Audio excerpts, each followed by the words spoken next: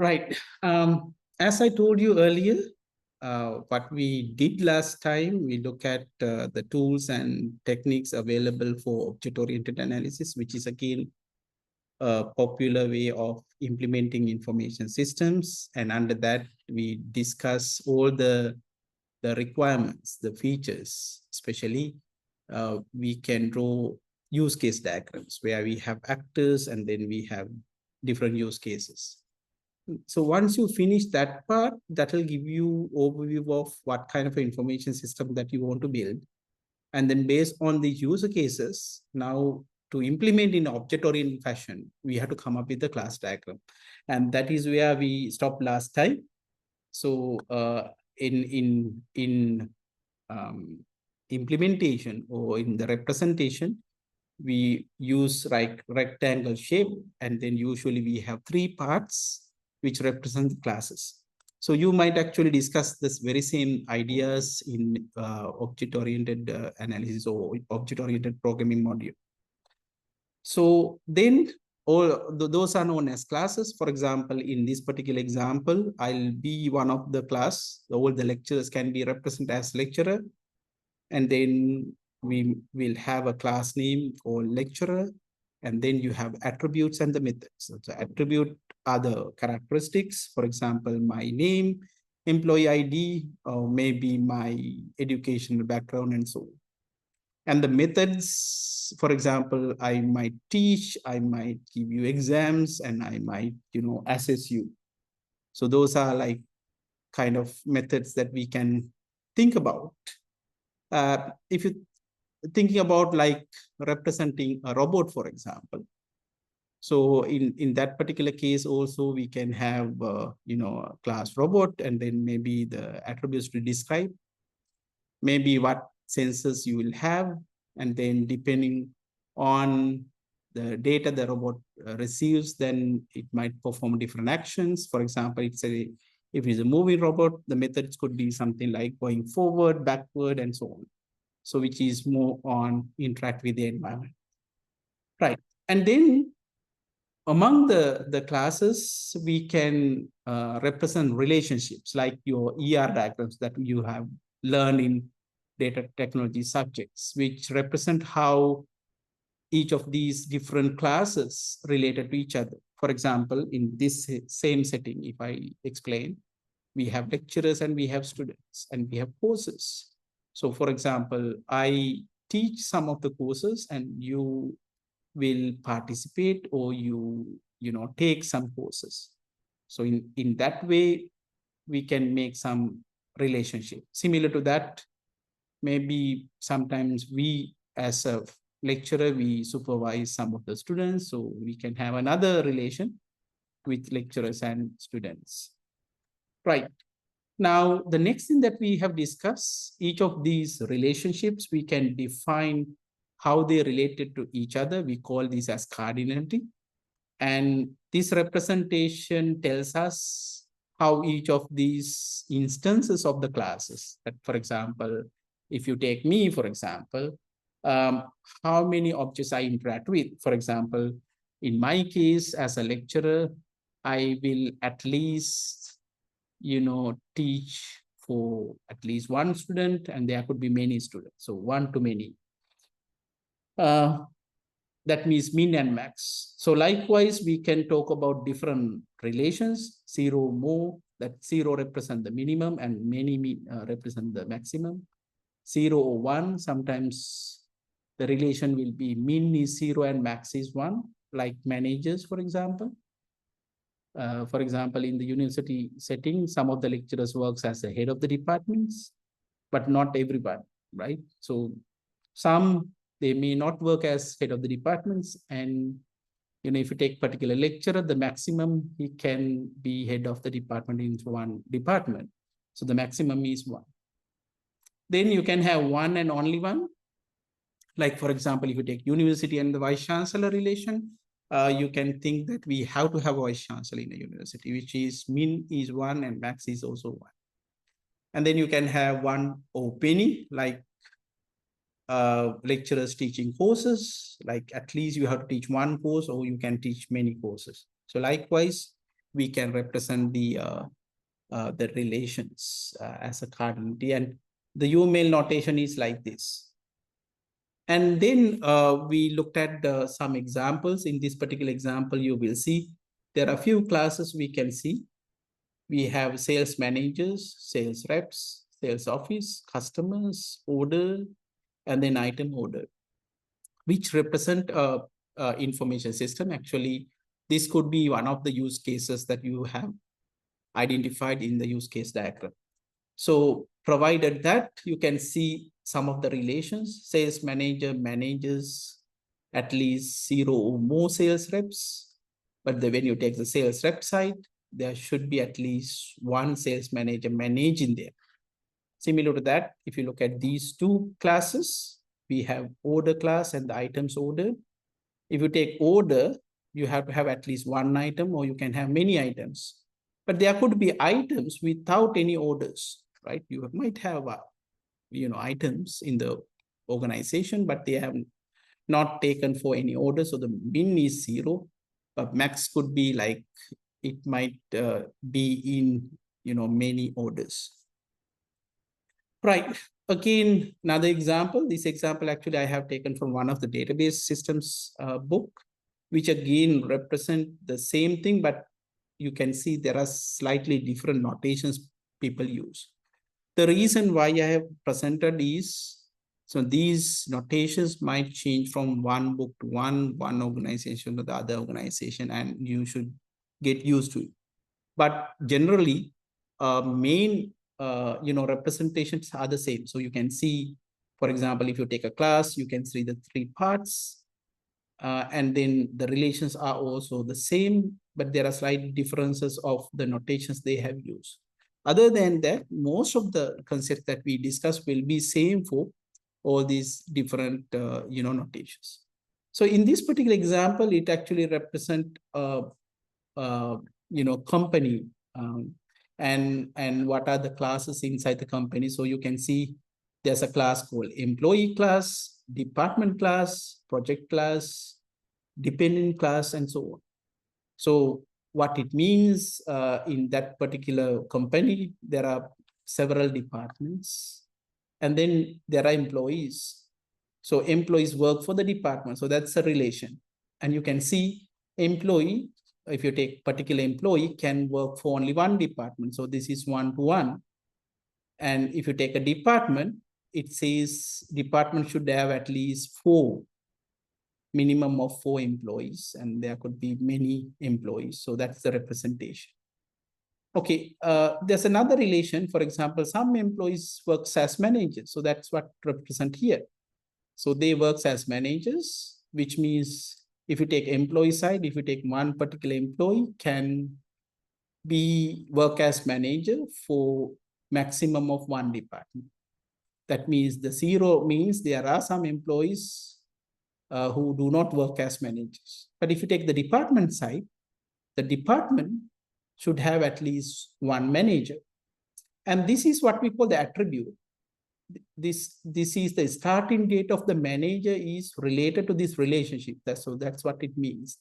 This is not a class, but actually it's an attribute which is related to only to this relationship. So if somebody manages a department, then we are going to keep track of a person's start date. Right. Now, similar to that, for example, in this particular case, you will see the departments, they have projects. So the department control projects. So you can see department may control 1 or more projects, whereas project can be controlled by only 1 department. And if you look at the relationship here between employee and the project, you can see employees can work at least 1 or more projects. The mean is 1, the max is any number. But if you take a project, you have to have at least 1 employee. And then you can also see here another attribute. In this particular case, those who works on the projects, the number of hours that particular employee works for this project is recorded here. So that's what it shows. Then there are some dependent classes, which means dependent means like employees, they have their spouses, their son and daughters. If you want to keep track them, in this particular case, there's another class called dependent. But this is, without this, you cannot exist dependent. So therefore, we represent it this fashion. And then similar to that, in this particular case, it shows the departments in various different locations. That's the representation. So departments are located in multiple different locations. Right. So this is briefly how you may understand the class diagram. Another notation, another example. So in this particular case, you will notice that it represents a bank. And so bank, you have head office and then branches.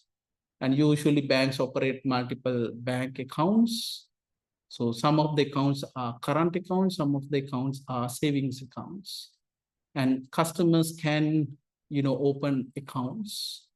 And there could be some transactions, which means you can, once you have a bank account, you can deposit and you can withdraw.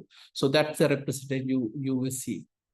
The only new part here is superclass, subclass relationship here, which means that this current account and the savings account is a type of bank accounts. So this representation indicates that this will be the superclass and this will be the subclasses. So if you remember what I discussed earlier, when you have superclass, subclass relationships, all the attributes belongs to superclass will be available for subclass. For example, when a person opens a savings account, you have an account number, it's coming from here, and there will be a balance. Then you have a return balance and update balance. Those are the methods. Plus, these are the additional ones. So this is how you may read a class diagram. Another example, again, this is from the book written by Dennis and Wixom and Roth. And in this particular case, you can see again a vehicle repair shop and how they have represented, right? So you can see there are like, again, most of the things we have discussed, these are superclass, subclass relations. So for example, here, there's a class called person, and we have employees and customers, which means a subclass of person. Again, when we have a customer, we can have last name, first name, which coming from the person class, and there are some additional methods. And this is also, you have two subclasses. Employees, there are two types, shop mechanic and salesperson. But one thing is interesting. So these subclasses are aggregated, which means these two classes are part of customer service team. So when you're creating a team consists of instances from shop mechanic and salesperson. Right. I guess now you have the basic understanding about the class diagrams. My recommendation is you can refer the book for more details how you can come up with the class diagram. But I think now you are comfortable with the basic understanding about what is in class diagrams, what are the relationships, and how do you put the cardinal ratios. Okay, so one of the problems or issues, I would say, in class diagram, they are static in nature, which means you cannot, capture the dynamic behavior. Now, for example, let me say something like this. Now, for example, if you open up a bank account, you make some deposit, you make some withdrawals. But for example, when you deposit, you have to change the balance in the account. And when you withdraw, before you withdraw, you have to check whether the withdrawal amount, whether it's available in the bank account. And if that is the case, you have to approve the withdrawal, right? And then you have to accordingly adjust the balance. So if you want to, capture the dynamic behavior, so you have to go for sequence diagrams. So when we have some transactions or interaction with different classes, we have to see when this happens and what classes are involved. So for that, we will create something called sequence diagram, which is it will capture the dynamic model again for a selected use case. So when you want to represent the interaction for a particular time period, for example, I told you earlier, when you're depositing money and when you're withdrawing. So there's a time period that interaction happens. So in this representation, you will see there are some classes. We represent what classes are involved in this transaction. And this dash line usually we call lifeline. So which indicates that, so how long this is available for this transaction. So you can see the class 1 is continuously available, whereas class 2, once it finishes the job, it can close this instance. And we have what we call vertical lines, which represent how they interact. So for example, you can see here, this focus line, we call it. So there's a message you pass to the class 2, and it checks something and return back another message. And with that, this interaction ends. So that's why we represent cross here, which indicates that it's the end of the interaction. Right, let me show you some examples. Before I talk about the examples, let's briefly talk about the classes. We represent using rectangles. Lifelines, we represent using dash lines. And we use cross mark at the end of the lifeline. Then we have messages. Remember, in class diagram, I told you we represent classes, we represent relationships, and also we represent the messages in between. So that's how they interact. I don't know whether you remember, I talk about that the same message, you can pass it to different classes, and the classes can react in different ways. So same goes here as well. And the focus is the vertical bar that you have seen, which is the focus or the lifeline. And it indicates at what particular exact time it will interact with the other classes. Okay, first example. This example is related to the fitness class problem that we have discussed early from the textbook. And you can see that there are multiple classes involved in this interaction. So you can see there are 4 classes involved in this transaction. We have a student class, we have manager, we have a fitness class schedule, and we have registration report. Now remember, when students want to register for a fitness class, the first interaction would be the student is requesting fitness class from the manager. So you can see as soon as the student makes a request, it starts the lifeline, the focus line here represent, and you request for the fitness class. So once the manager receives that request for the fitness class, it has to interact with the fitness class schedule, right? Whether we have available or the times are available for the student, register. So let's assume that you have time in the schedule, then manager can notify back the student. And then the next interaction would be student has to pay to be, register for the class. So which we call the registration report. And once you register, that part will be ended and you will see the cross mark here. Let me show you another diagram. Again, this is from one of the diagram tools, which I actually got. So this transaction represent a shopping cart where usually e-commerce website, you go and pick items. So you can see here, there are 4 classes, and here we represent, the customer class as a stick figure.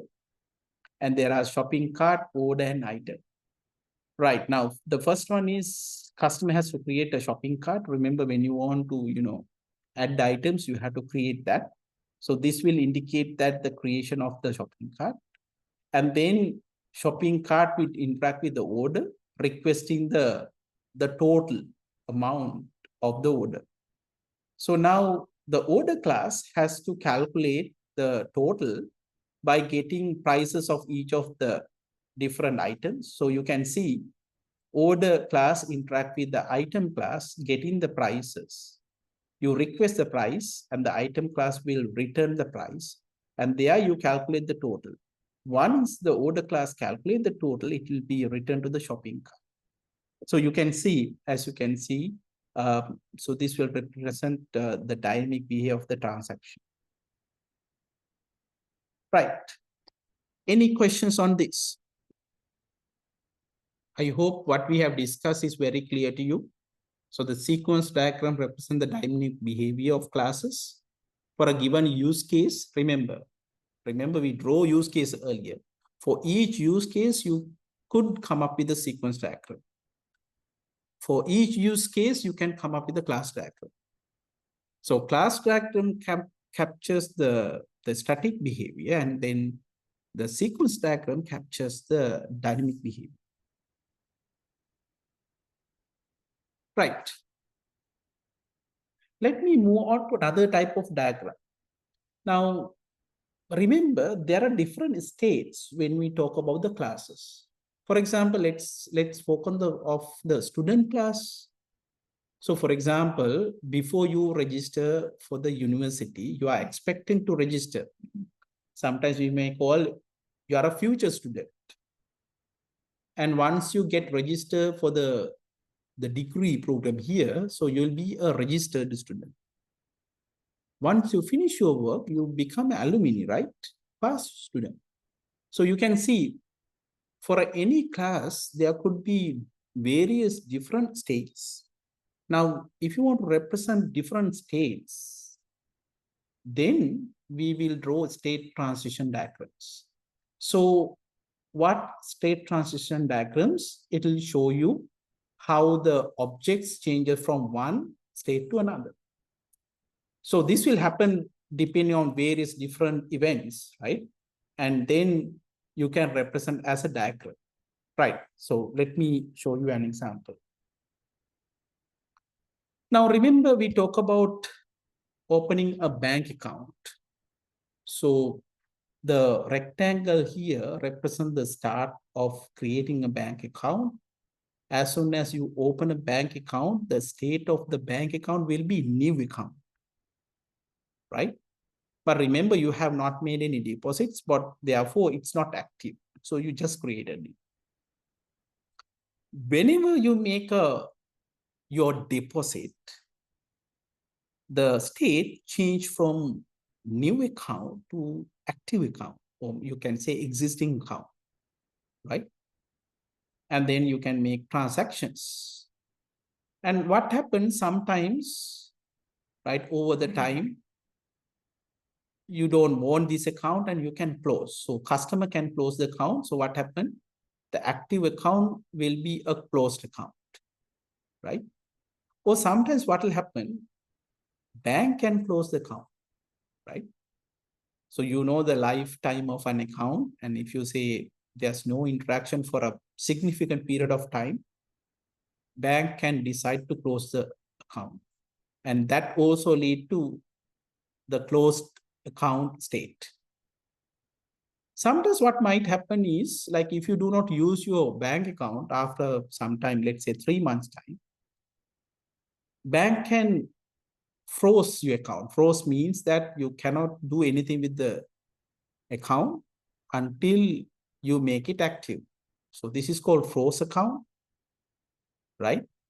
With all the assets, like let's say the balance, for example.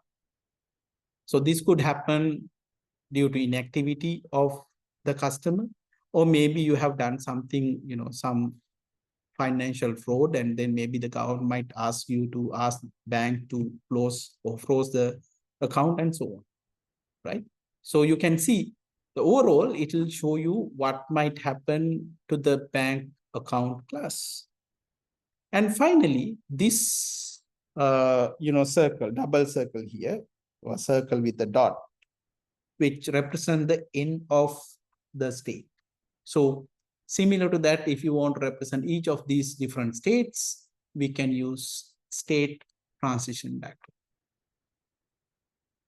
So remember, we have now discussed couple of diagrams. We started with use case diagram. All your functional requirements, you have to create use cases.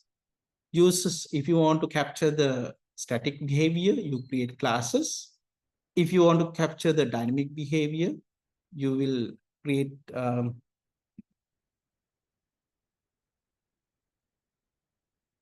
what we call the sequence diagrams, right? And then if you want to represent the different states of the classes, you go for state transition diagrams. Okay. Now, activity diagrams. So sometimes we can create something called activity diagram, which shows like a flow chart where how the actions and events as they occur. So you can actually represent in activity diagram the order of actions, right? And also you can have outcomes. So in that case, if you take, for example, let's say you want to withdraw money from bank account. Sorry.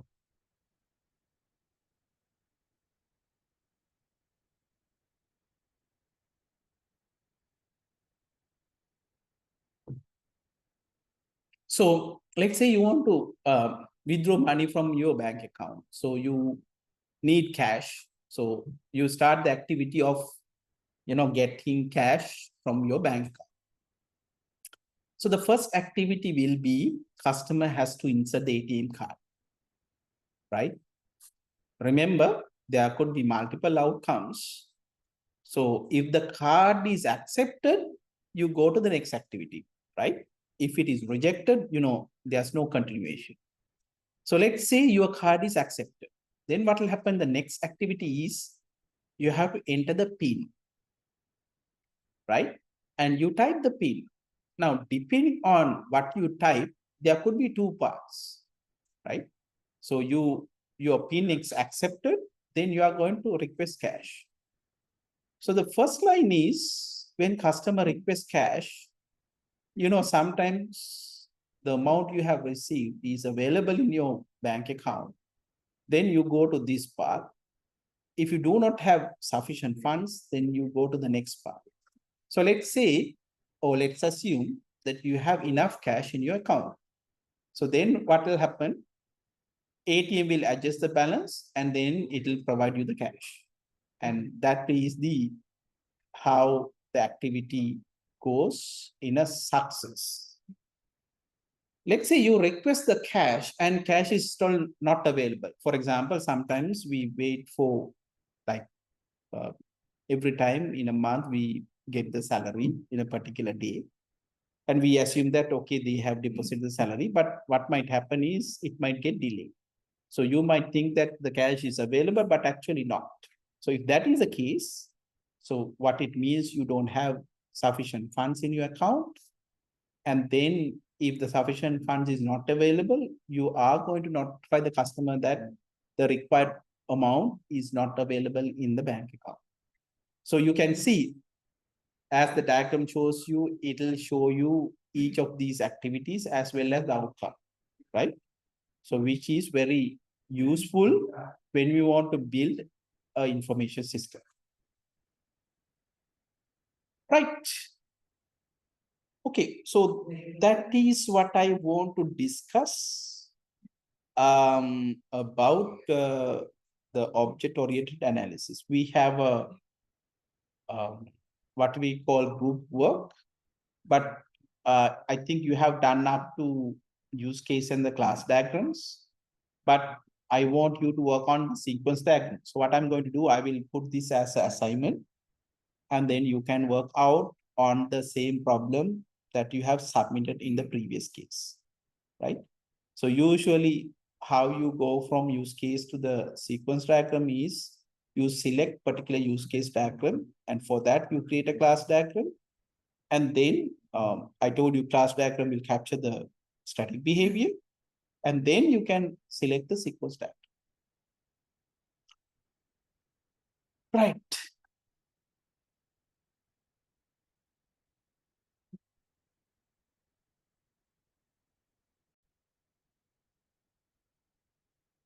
Okay, so let's start the next session. I'm going to focus on system analysis part. So under that, I'm actually going to look at first part as the development strategies. Now, if you look at how people develop software, it has actually changed drastically during last couple of years, right? So, for example, early days, when you need a software, usually you can develop software itself, which means the organization can decide to develop themselves. The second option is you can purchase the software as a package. There are plenty of software already available. You can select a suitable software package for your organization and you can purchase it. Third, you can hire some consultants to develop and also the guide your software development. Another option is like, for example, let's say you don't have developers to build the system, but you can hire the outsides. But now things have changed.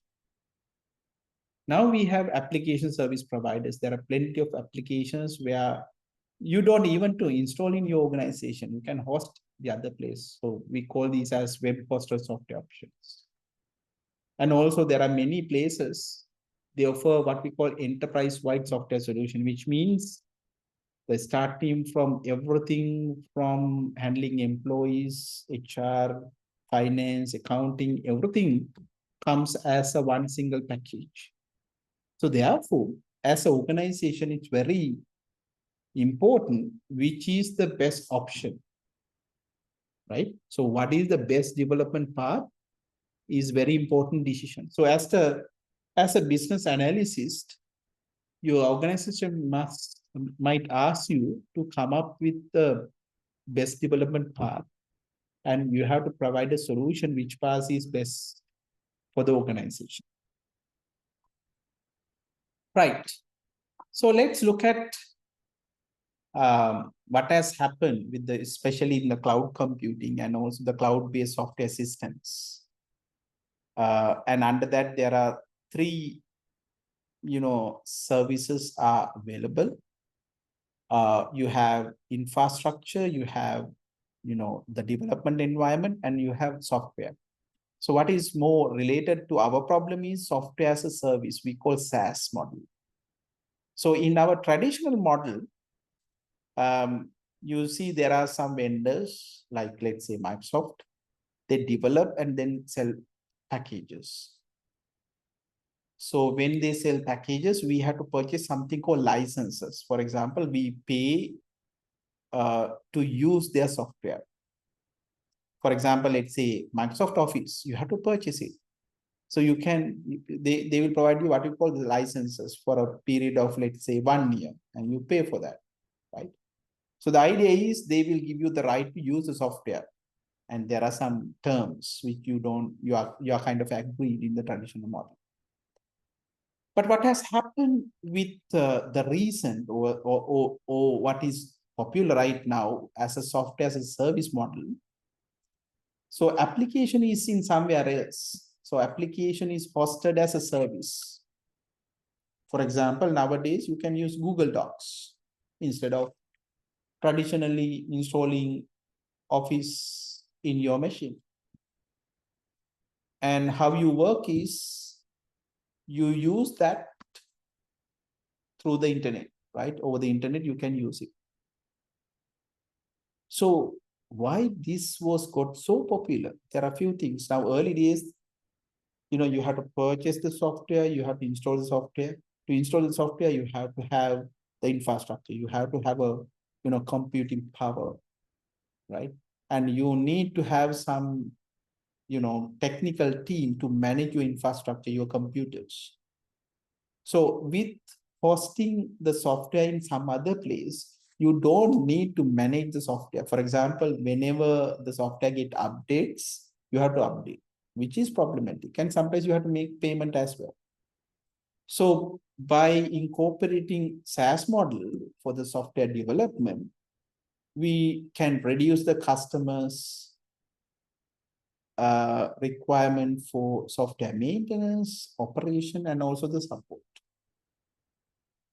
Right.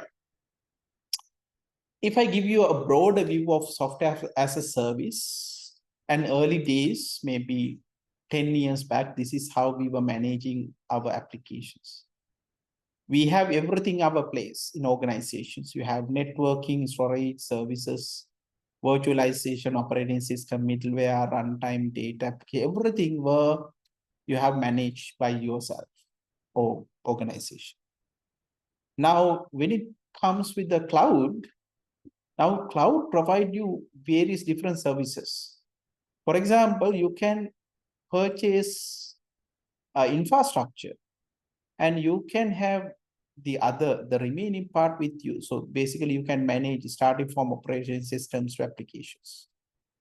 So this is called infrastructure service. So you don't have to purchase computers or updating computers, whenever it broke down, you have issues of managing your software. So everything is out with this model.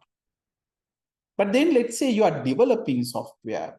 So you can also purchase from somebody else, but the software application and the data, you can keep it. For example, if you have very sensitive data in your organization, so you can have your applications and data in your organization, and all the remaining parts, you can put it in the cloud, which we call platform as a service. But now, most of the time you might see is everything will be on cloud, including applications and data. So, and this is what is getting popular, which is people say that it's secure. Even the data that you actually keep in the cloud environment, which will be encrypted, which means that even the organization who developed the platform cannot access your data. So that's the promise from SaaS model. Right. By looking at what kind of software available in this model, if you look at, this is actually a little bit old picture I have taken, but there are many, related softwares available, right? So you can see various types of software available for productivity, which means when you work in an organization, how you handle your team, for example, right? We can use some of these, software for improving the productivity of the employees. Then you can have very specialized software for example, building website, e-commerce, and customer relationship management. Then enterprise management, like, for example, managing finance of an organization, which means, like, for example, in our case, students make payments, and also like we get paid, right? Everything is handling the finance. Then we have HR, like, for example, organization like ours, we need to hire, lecturers, the professors, right? Everything handled by HR department. Then we have procurement, where we want to purchase various types of equipments, infrastructure, software, and so on. Then you have supply chain and also administration. So let me keep a couple of software. For example, if you look at individual employees, you know that most of the employees, we use, Microsoft products like Office and so on. So you can see, like, right now, even the Microsoft, they say Office 365, which offered completely online. So which comes as a software as a service model. And when we work with the team, we are using various different types of software. For example, in our department, for faculty of computing IT, we are using Trello to manage the work within the team, right? Which can monitor. And for example, I also use Confluence, for example, one of our projects that we did, international project with the partners, which is very helpful. So the Confluence, for example, in this particular example, this one actually we have used as a communication media, as well as we keep all the documentation. Then communication, that there are like software like Zoom. I mean, we could be able to have this online session because of the technology is in this fashion. For example, even the recording I can keep in the cloud. I don't have to, keep it in my machine, right? And then workflow. For example, whenever you get an email, you can automate, for example, common emails you receive where you have software to handle that. Then website development, e-commerce solutions, customer relationship, you can see there are a lot of applications are there. Like for example, DocuSign, we use sometimes, let's say, with foreign partners. You sign a document and they have to digitally verify the persons, because person is far away from place, and you are digitally sign the documents. So which is commonly used. For example, when we work with the international partners, we make the signature, and then the DocuSign will take care of getting signatures from others. And they are going to verify, right? Which is very helpful in today's context. So there are many like this. So you can actually have a look at what are the software as a service, products available for your requirement. Right. The foundational idea, if you go back again about the SaaS, is you are going to have, talk about the centralized computing, which means entire business and all the employees, that you can run it as online products. So usually you have to make some payments to use this product we call rented products. So like I said earlier, you can pay for, annually for these products, and you can purchase, or you can purchase them monthly basis. So you use it whenever you need it, which means you can save you can cut down the cost for those software products. The problem with earlier way is when you purchase and you might not use the product throughout the year. So which means sometimes the payment that you make is on vain. So therefore, whenever you need, you can use it. For example, even my case, sometimes I use a paid version of Zoom whenever I need. And whenever I don't need that service, I don't use it. For example, I can, rent some products. Like, for example, nowadays I'm renting the library membership, for example, and then once I finish, then I'm no longer use that, right? Whenever I need the requirement, we can rent various different types of products available. Right. So the beauty of this, everything will happen in their place on the cloud, and then what you only need is a stable internet connectivity and a browser, right? So I hope you are already using some of the Google apps or Microsoft Office, which I think you have also experienced the same way when you use with the traditional installed software. Right. If you compare the web-based development and traditional methods, so in traditional system, you have to work with different hardware software environment. And also sometimes you have to use very old system. For example, in Europe, for example, they have built their commercial application using programming language COBOL. How many have heard about COBOL? Any one of you have heard about COBOL?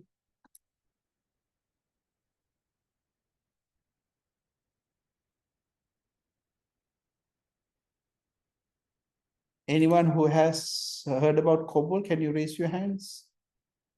COBOL. Okay, what I want to, point out here is, early days, people has used various different old legacy, programming languages, and they're using legacy system, which means the old systems. And then whenever you build a new system, you have to work interactive with these old system because they work fine. And they don't sometimes want to rewrite in new technology because technology changes, right? So so that is one of the issues in traditional way of development. But then when it comes to web-based, you can basically work with the web platform, right? So therefore, this many companies, they use web-based systems, especially to handle everything in enterprise-wide. So I told you, like, starting from employees, HR, finance, accounting, and so on. Everything can be done with a single application. Maybe there could be multiple tools, but you don't have to purchase them separately. The other point is, now traditional system, let's say you have brought some computers and you install the software. Let's say your company grows and you have a lot more employees to handle, and it is problematic, you have to purchase again. But if you use web-based system, they can easily expand, right? We call scalable. And it does not depend on the hardware and software you use, right?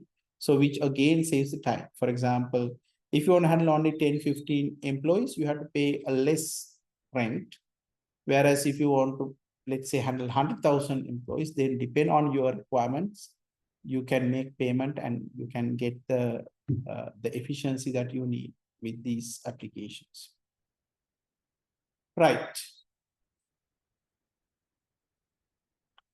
So in traditional system development, so most of the time your design is depending on the compatibility issues, because you have to always think about whatever the existing hardware and software platforms.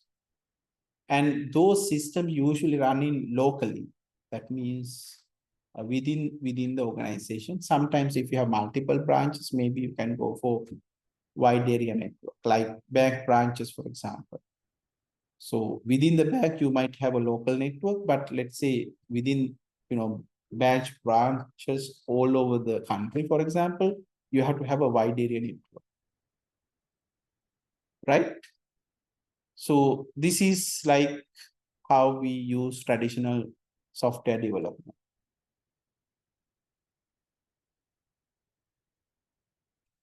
But there are three parts in traditional development.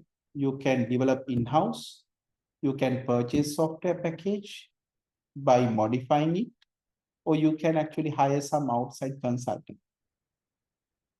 But remember, as I told you earlier, when you want to expand, that will be limited with your network limitation and other constraints, right? And at the same time, in traditional development, usually you need more, computing power and resources. But on the other hand, if you do it in traditional way, there are some benefits as well, especially security is a concern. For example, let's think about the defense department in Sri Lanka, for example. You can go for web-based, but if you are really keen on the security aspect of it, maybe the best, decision would be they are going to have their own, an environment, which is crucial, right? Because one of the issues now, those who works in cybersecurity, that there are a lot of security issues are now, and things are getting easier to hack. So therefore, sometimes if the company might not, want to put their data in risk. This has happened even for the giant companies. So I think I don't have to give you example for this. Right. But if you use web-based software environment, you have internet-based frameworks. All days we have .NET, WebSphere, and then now we have Google App Engine and AWS Lambda and so on. And the key point here is it uses a web as a platform, right? And they can be easily scalable. And also you can run on multiple hardware environments as well, right? So what has happened normally, if you take large organization, they use them as an enterprise-wide software solutions, right? That means they want to do everything with the software.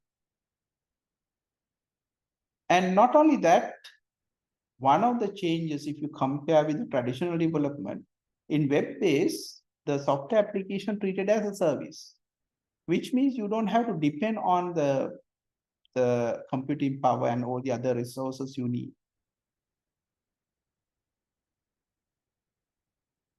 So when they acquire, when companies thinking about getting web-based software, right?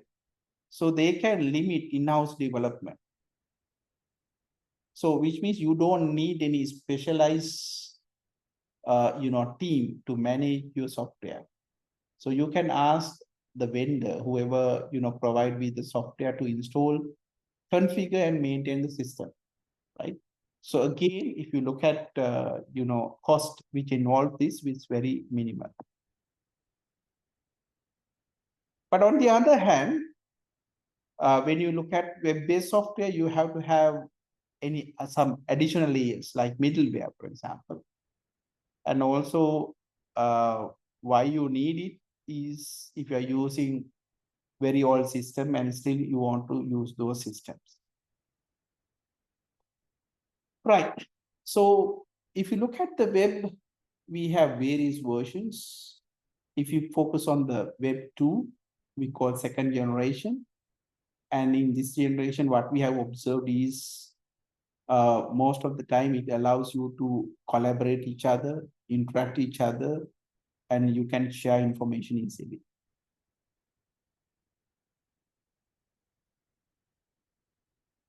So what happens in the web version 2, it enhances the interactive experiences, and you have other things like wikis and blogs, and social networking applications.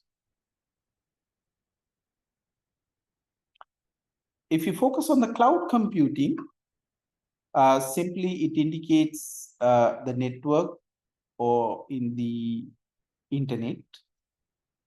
So most of the time people are now tend for cloud computing. Why? The cloud computing provides our overall online software and also the data management. And the architecture sometimes they use is supercomputers.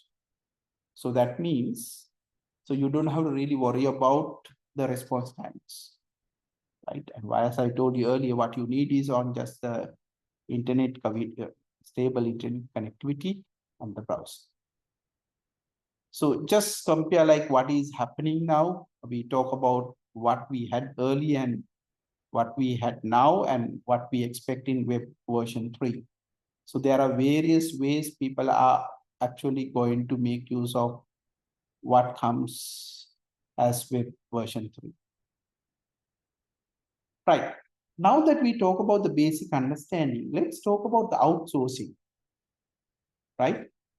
Whenever you want to develop something, we use the term outsourcing. For example, if you take companies in Sri Lanka, most of their mother companies available in other countries. So the idea is, so they have actually outsourced, getting people from other places where they can cut down the cost, for example, right? So transfer of information system development, operation and management to outside the firm. So this is sometimes very useful because you can find expertise team rather than you are trying to do everything by yourself. So if you look at two popular options, application service providers and then internet-based services. So those are the two popular outsourcing options. So to start with application service providers, so the organization will provide you the software application or access, and usually they charge for some subscription fee, right? So simply you can say the software is available for the customers. And also they provide you commercially available software for example, databases and accounting.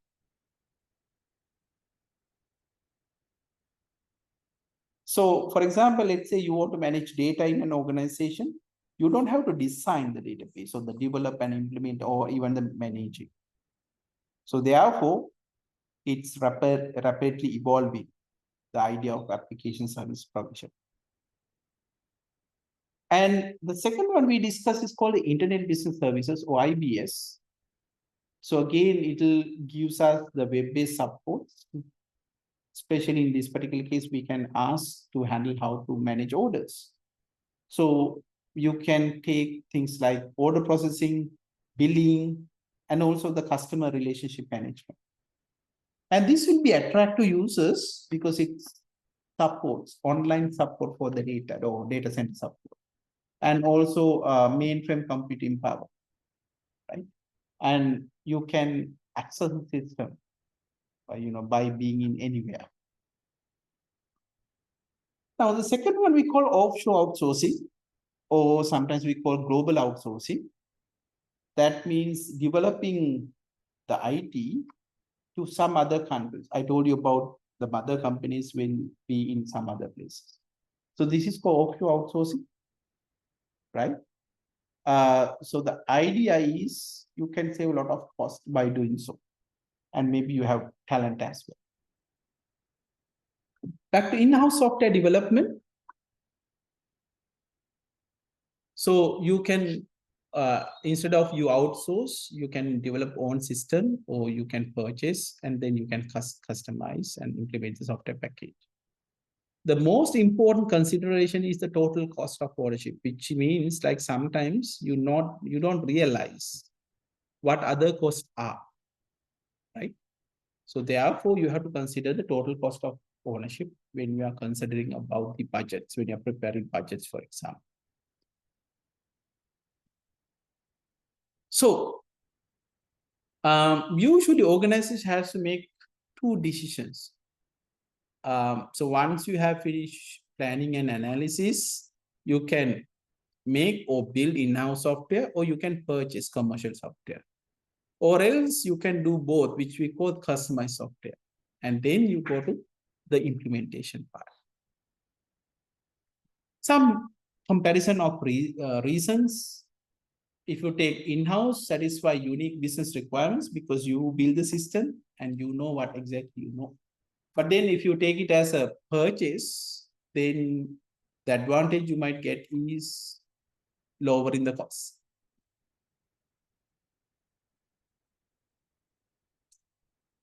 Then minimize changes in the business procedure and policies. And in the other side, we say requires less time to implement.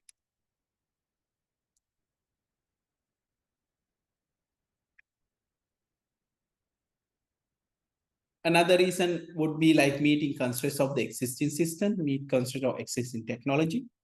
Because remember, when you're developing your own, you can focus on what is existing. And not only that, by doing so, you develop the resources, the manpower you need to handle these systems. And also you can look for any security issues.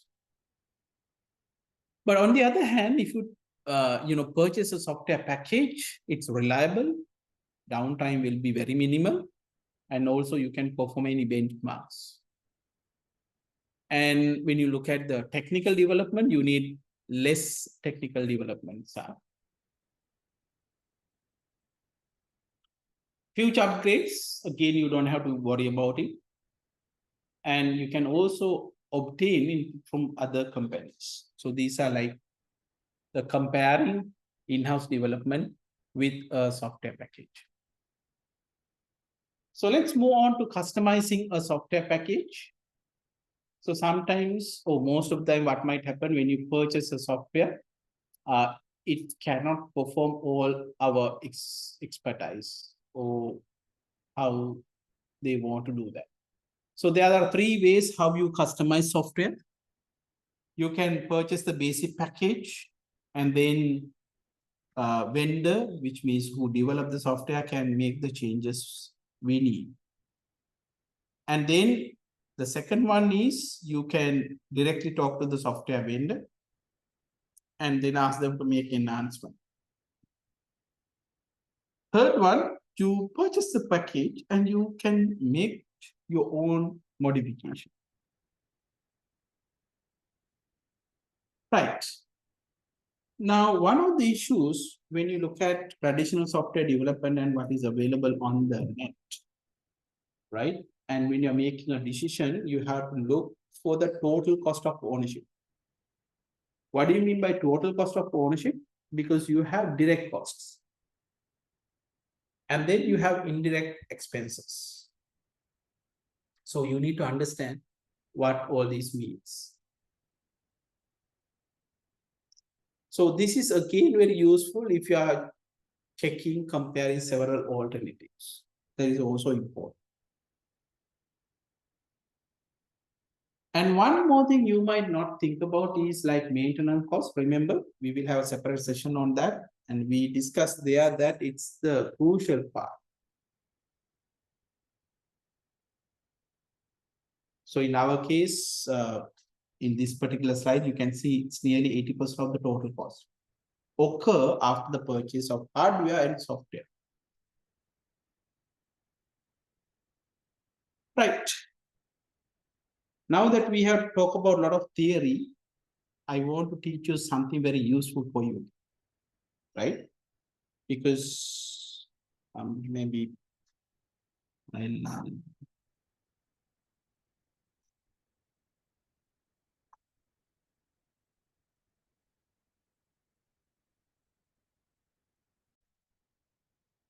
financial analysis tools. So like you study IT, at the same time, you have to learn a little bit of finances to survive, right? Now this is related to the software purchase and also like developing software. So I'm going to use three finance analysis tools and present you why this is important when you're making decisions. The first one we call payback analysis, return on investment, and net present value, right? And I will explain how each of these tools are related when you're making financial decisions. The first of all, we need to understand the cost and the benefits. Now, remember, our focus is developing an information system. So developing information system means you have to spend some money on development. That is a cost. So like your parents are spending money for you, that's a cost for them. And benefits comes later, right? Okay. So that you need to understand how, cost and benefit works. So if you look at software development, you have to identify all the cost related to development and for all the alternatives, right? So the cost that you will spend and then you will get benefits, right? And also you have to think about the future growth as always, as well as you have to think about the scalability aspect, right? And if you think about software licensing, for example, there are fixed fees and there are some fees based on number of users. Now, for example, I was in one of the technical evaluation committees where when we want to purchase a software for the university, they were charged based on the number of users who access the system. Even the firewall we set up here, which based on the number of users. So therefore, these are very important when you're analyzing, designing a system and also the purchasing, right? So software acquisition, if you look at how to acquire a software, there are various steps. You have to evaluate the requirements. You have to consider all the network and web-related things. You have to identify potential software vendors or outsourcing options, which means like, let's say I want to get a software to manage a university. There are plenty of software vendors provide various different solutions. And we have to evaluate all these alternatives. Some say fixed price, some say based on number of users who uses the system and so on. And we need to perform what we call the cost and benefits. That means you have to spend some cost on implementing these systems and your benefit realized later on. And then you make the recommendation and you have to provide your solution to the management as a business analysis. Right. So during the software acquisition, company can use something called request for proposal or request for quotation, which means that that is the initial stage. Because remember, as an organization, you don't get what you sometimes ask, right? You have to say why you need it, and you have to show them that purchasing a software is beneficial for the organization, right? So that's what we want to remember. So we have to present it to the higher management that this is needed, right? So when it comes to the system requirement document, which is the deliverable in the analysis phase. So you have all the system requirements, constraints, recommendation, the best solution, and you provide the cost and the time estimate for the future development. And the system requirement document is the basis for the management presentation. So an organization has to decide whether you are going to develop it in-house, or you are going to modify the current system, or you are going to purchase or customize. So, I mean, all these decisions you have to make based on these documents. And there are various types costs are available. So let me explain how the costs are classified.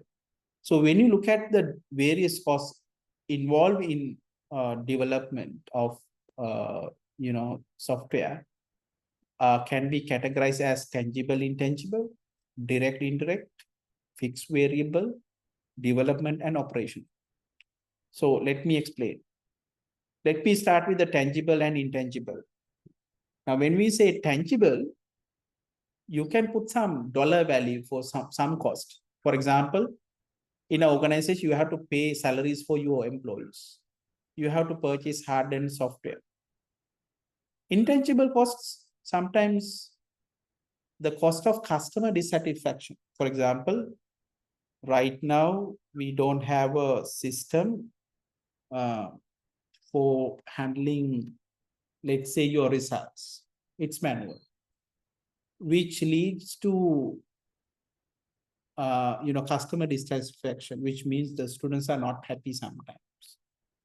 So it's also cost, but it is not tangible. You can't put a dollar value, but it affects, right? If you do not have a proper system, if the customers are not satisfied, then you are going to lose, right? And lower employee morale, which means sometimes employees, they don't, motivated for this, right? So those are intangible costs, we call it, because you cannot directly put a dollar value, but it's a cost. The second one is direct and indirect, right? So when you say direct cost, it's directly involved in the development.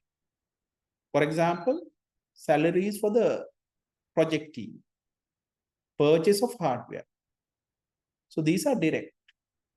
What are indirect? For example, salaries for the network administration might not directly related to the development of the software, right?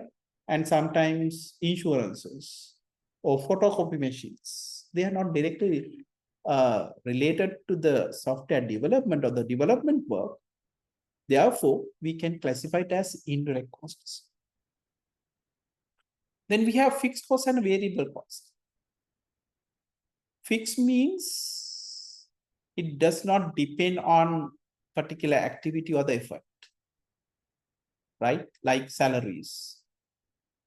Variable costs depend on the activity. For example, printing papers, it depends on how much we use them. Or telephone charges, it's variable. It depends on how much we use. It depends on the usage, which we call variable costs. Finally, development and operational costs.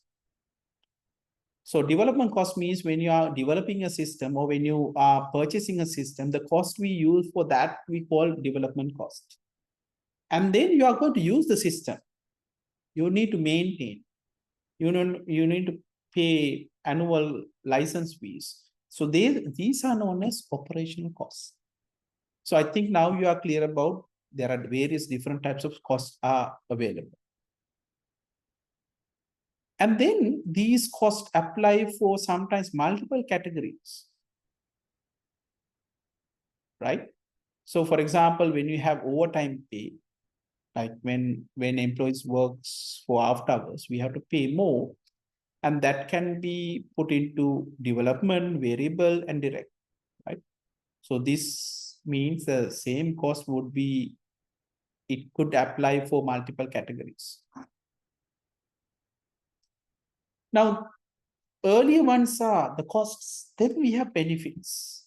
So benefits also we can classify as tangible, intangible, fixed, variable, direct, indirect, right? And also you can also put into some benefit, positive benefit, or we can say cost avoidance benefits. So positive benefits, which means it increase the revenues, improve services. So for example, putting an system to handle all the issues in an organization will improve. For example, information availability, faster services, higher employee morale are positive benefits. The opposite one, cost avoidance, like handling, the work with the current staff, where you can actually hire additional people. So now that we have understood the cost and benefits, now let's start with cost benefit analysis. So cost and benefit analysis means comparing these costs with the benefits. It's very important to make that decision based on both the costs and benefits. So as we discussed earlier, we are going to look at three tools, three common techniques we use: payback analysis, return on investment, and present value analysis. So let me start with the payback analysis. Now, in payback analysis, we will spend some money on software or development, and then we will have benefits.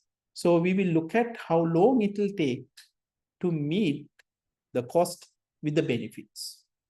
So the time it takes to meet the cost and benefits, we call payback analysis.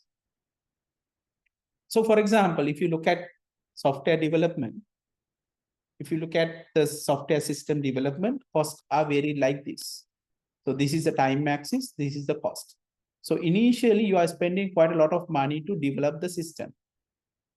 But over the years, it will reduce and stabilize, because now you have like some maintenance, maybe initial phase, again, you have to spend quite a lot of money, but eventually it will settle down.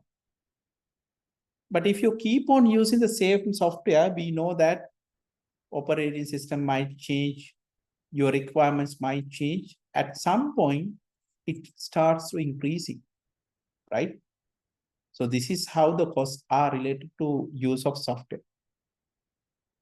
Similar to that, if you look at the benefits, when you are developing system, there are no benefits. But when you start using the system, it will increase the benefits of using the system. And maybe slightly it will get reduced after some point. But that's how the curve goes.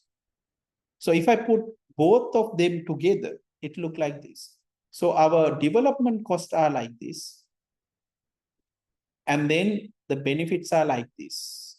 If you look at the area under the curve, so for example, area under this curve, let me put it in a different color. So area under this curve will be the cost you spend on the software, right? So this is the total cost you spend up to this point. And similar to that, if you look at the benefits that you are getting, that will be the area under the curve in this one. When two areas meets each other, that means this area, when this meets to this area, that means the cost you spend on the software development will be same as the benefit you receive. So this is called the payback period, which means whatever the amount of money you spend and how long it will take to get back the money, we can say payback period. So that's the idea of payback period, right? So if you have, multiple projects, so you need to look at how long it will take to get the payback period is. So depend on the time it take, you can make a decision. And that's what we do in payback analysis. Right. So we calculate time to take the benefits to costs.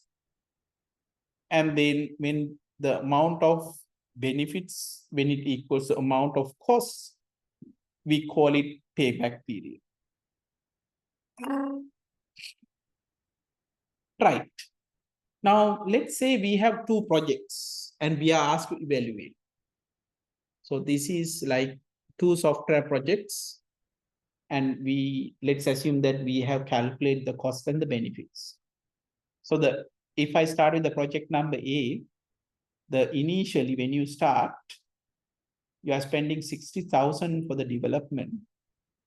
And the benefits you will receive around 3,000, very less. The next year you will get 17,000, which is less than the first year, but you will get increased benefit. So you can see the costs are declining and benefits are increasing. Same pattern you can notice here as well. But here, if I take the first year in project B, it costs 80,000, but there's no benefits. So benefits are realized from the next year onwards. So given these two, we have asked to find out the payback analysis. So what you need to understand is the cumulative cost. So you can compare the two. So right now, when you cumulative means you add these costs to the total. So by the end of the first year, you have 60,000. The benefit is 3,000. The next year, the cumulative 77,000, 31,000. Now, can you tell me how many years it will take to meet the cost and the benefits according to this for the project A?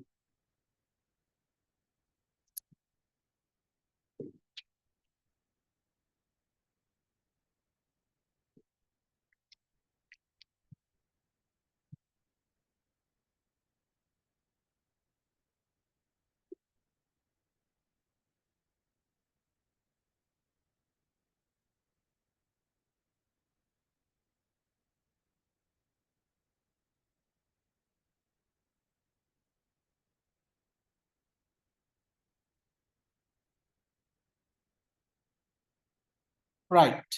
Let me repeat the question one more time. The question actually I asked is, for the project A, you will be given cost and the benefits. So the first column, you will see the cost for each year and benefits for each year, and the cumulative cost and the benefits. My question is, what is the payback period for project A?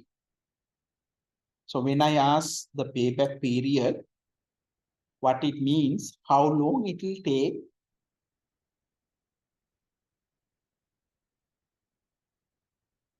to meet the amount of money you spend for costs to benefits. For example, first year cost 60,000, second year, first year the benefit 3,000. By next year 77,000, 31,000, 95, 62, 114, 96, 135, 132. What do you mean by this? The accumulated costs are becoming equal, right? So during the year number 4 and 5, you can see the costs meet the benefits, right? Same way, if you look at the project B, you can see again between fourth and fifth years. Cumulative cost is 191 and this is 156. By fifth year, 217 and 238, which means between 4 and 5, project B also meets the playback period. So if you put these into two graphs, maybe Excel, maybe you can use some other the library like Matplotlib, right? You will see that these two meets between 4 and 5. So you can see project A, it will more of close to year number 4, and this will be mostly in the middle of fourth and fifth year. So that means the payback period for project E is better compared to project B. Right? So that's what I want to explain in this part. Right. So with that said, I think I'm going to finish and the remaining part we'll discuss in the next class, the two other financial analysis tools. But I want you to go through and, understand what we discussed. Okay. And hopefully we'll meet next week. I have requested one interactive session as well. So let's see whether we can physically meet each other. Thank you guys. Let's finish for today then.